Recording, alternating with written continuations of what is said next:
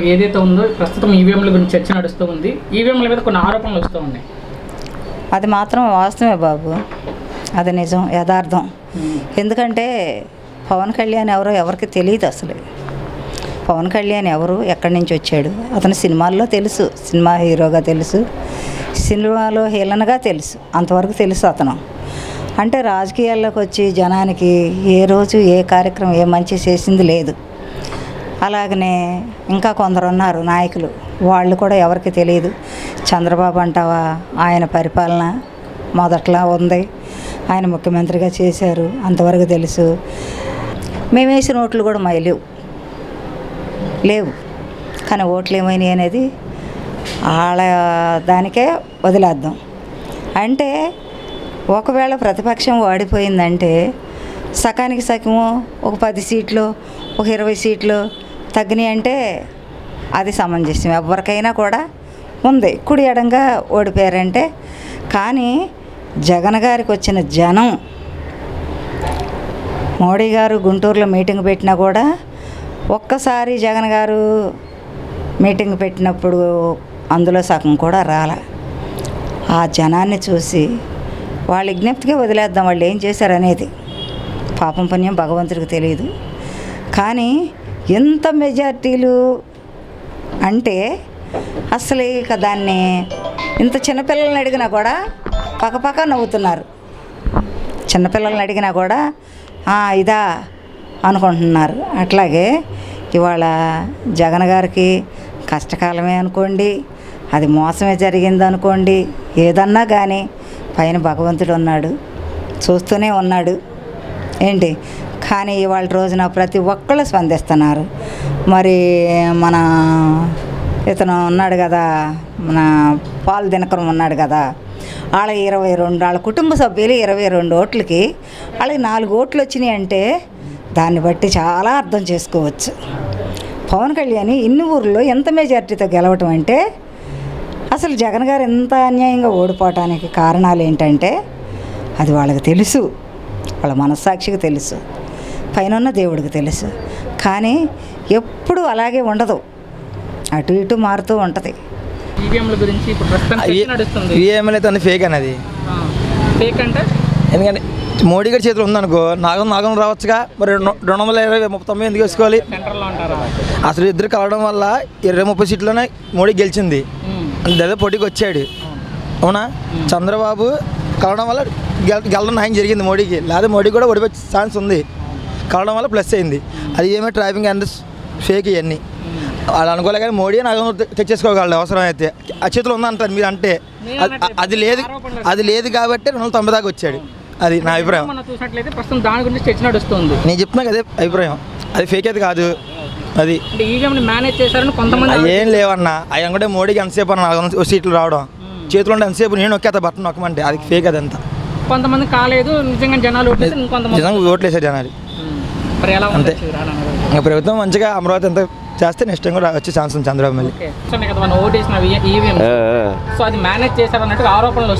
అది కాము అన్నది, అది మేనేజ్ చేశారు. లేకపోతే ఓట్లు వచ్చేవి కావు వీళ్ళకి. గేమ్ జరిగింది మొత్తం, ఓట్లు గేమ్ చేశారు. అయితే వీళ్ళు పవన్ కళ్యాణ్ గారికి ఇద్దరు కలిసి గేమ్ చేశారన్న. లేకపోతే జగన్ కంపల్సరీగా రావాలి అసలు కవర్ వస్తే. ఇది గేమ్ జరిగింది, చర్చ జరుగుతుంది. కొంతమంది చేయలేదు అన్నారు, కొంతమంది చేసి అన్నారు. ఇది మరి జరిగింది అనేది ఇదే అంటున్నారు అందరూ. ఎక్కడ ఎదిగినా ఇదే మాట, కామ్ జరిగింది కామ్ జరిగింది. ఇది లాది ఇల్లు వస్తాం ఏంటి అని చెప్పి అందరూ ఇదే మాట. అదే పవన్ కళ్యాణ్ వచ్చాడు కన్నా, ఈ పవన్ కళ్యాణ్ వల్ల కొద్దిగా జరిగింది. అదే పవన్ కళ్యాణ్ లేకపోతే జగన్ గారు వచ్చేవాళ్ళు బయటికి. పవన్ కళ్యాణ్ వల్ల ఇది అంతా జరిగింది, కేమ్ జరిగింది. టీడీపీ ఎవరైతే ఉన్నారో మాజీ మంత్రి అయ్యన్ పాత్రుడు గారు ఆయన ఒక వీడియోలో మాట్లాడుతూ జగన్ ఓడిపోయాడు కానీ చనిపోలేదు అంటున్నారు. దాన్ని ఎలా చూస్తారు ఆ వ్యాఖ్యలు? అంటే మంచి జగన్ చచ్చిపోయాడు అంటున్నారు కానీ జగన్ చచ్చిపోలేదు అంటున్నారుగా. నెక్స్ట్ వీడు మొత్తం వస్తారని నా నమ్మకం.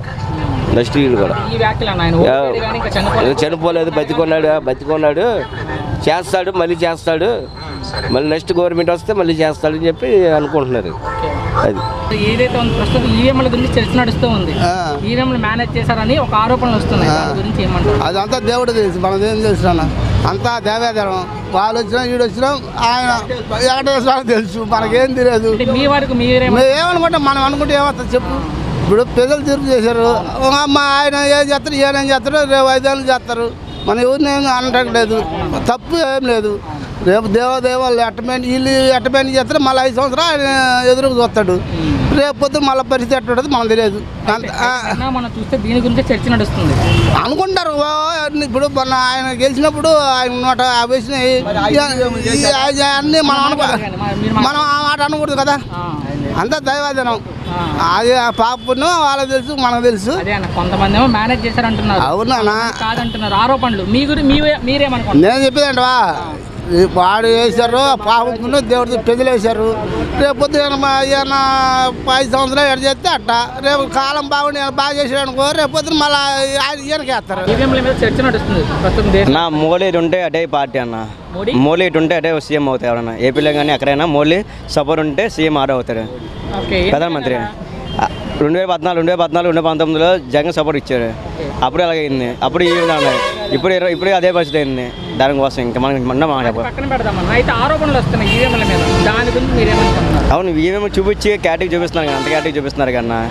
ఇంకా మనమంత పొలిటికల్ మనం కాదు, మనం ఎమ్మెల్యేలం కాదు, మనం కార్పొరేటర్ కాదు. అది పొలిటికల్ వాళ్ళు అయితే చెప్తారు. మనకి ఎంత కేటగిరీ తెలియదు. మన స్టూడెంట్స్ గురించి చెప్పమని చెప్తాం. వచ్చిన ప్రభుత్వం ఏమన్నా స్టూడెంట్స్ కోసం జాబ్ ఎంప్లాయీస్ అయ్యి ఇస్తే మాకు మంచిదే, మేము వాళ్ళకే సపోర్ట్ చేయగలం. మనం వేసే ఓటు గురించి ఓటు జరిగిందని కొంతమంది అంటున్నారు, జరగలేదు ఇంకొంతమంది అంటారు. ఇలా ఆరోపణలు వస్తున్నాయి. అదే అన్న, ఓడిపిన వాళ్ళు ఏదైనా అంటారు, గెలిచిన వాళ్ళు ఏదైనా అంటారు అన్న. ఇప్పుడు నేనే ఉన్నానన్న, టీ తాగుతా, తాగిన టీ అంట, పైతే కప్పు ఖాళీ కప్పు అయిపోతుంది. అప్పుడు టీ అంటారు దీన్ని ఎవరు? ప్రస్తుతం ఈవీఎంల గురించి చర్చ నడుస్తూ ఉంది. ఈవీఎంలు మేనేజ్ చేసిన ఆరోపణలు వస్తున్నాయి. దాని గురించి అది ఎవరు అంటున్నారు? ఇప్పుడు ఎవరైతే ఉన్నారో కొంతమంది ఏమో ఆరోపణలు చేశారంట. అదే ఎవరు, ఏ పార్టీ వాళ్ళు? కొంతమంది న్యూట్రల్గా ఉండే వాళ్ళు కానీ వైసీపీ వాళ్ళు కానీ ఏం చెప్తారు? మరి పోయినసారి 151 వచ్చినాయి. అది అప్పుడు ఎవరు చేశారు? అప్పుడు మీరు చేశారా? ఇప్పుడు వీళ్ళు చేసి ఉంటారు. అప్పుడు మీరు చేయలేదు అనుకో, ఇప్పుడు వీళ్ళు చేయరు.